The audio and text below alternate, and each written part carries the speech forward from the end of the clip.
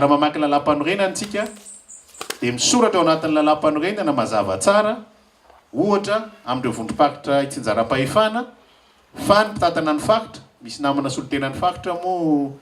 teo aloha teo a dia ny fifidianana filohan'ny fakitra no voasoratra ao a amin'ny fifidianana mivantana ny lalàna 2014-020 mbola mivakiko indray nikeo maraina fa dia diso a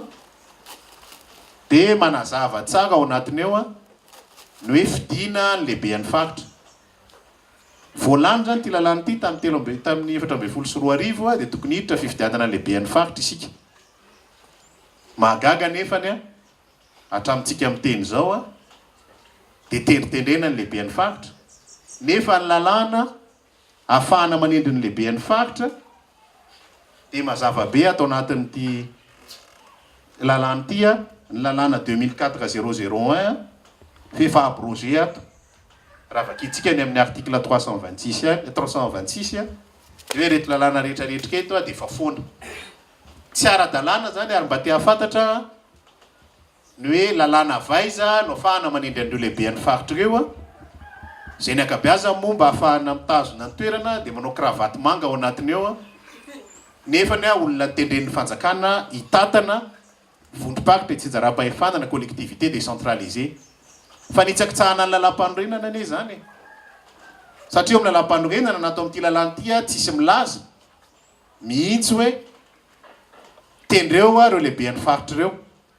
fa fifidianana ny soratra ato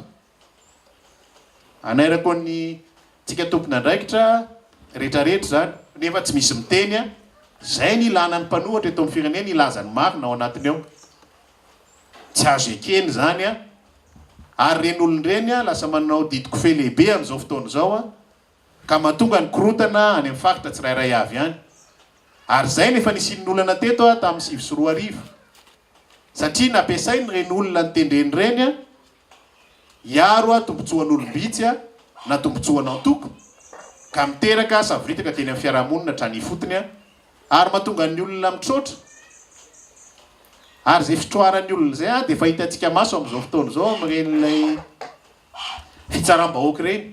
satria ny olona matoa mitrotra sy miditra fitsaram-bahoaka dia tsy matokotsoa zany le fanjakana eo anoloany a zay eritreretiny a tokony hiaro azy a sy tokony hanampy azy ary efa tsy matoko le fanjakana izy a dia mazava ho azy a korotana ny firenena rehefa avy eo